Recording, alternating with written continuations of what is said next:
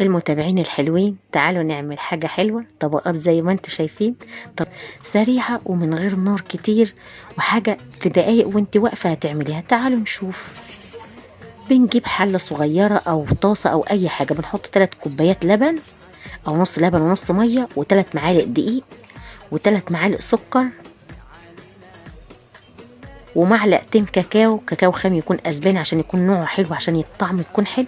وبنقلب كله على البارد وبرفعهم على النار في ثواني كده، وانت بتقلبي هيتقل معاكي ويبقى زي المهلبيه زي ما انت شايفه كده.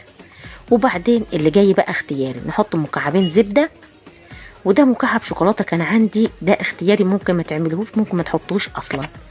وبنقلب قلبتين ونحط رشه فانيليا، وخلاص كده خلصت اول طبقه. دي اول طبقه اهو، ودي بس اللي هعملها على النار. احط بقى في اطباق، احط في كوبايات، احط في بولات زي ما انت عايزه. وده بسكوت ساده، بسكوت ساده انا مكسراه بعد ما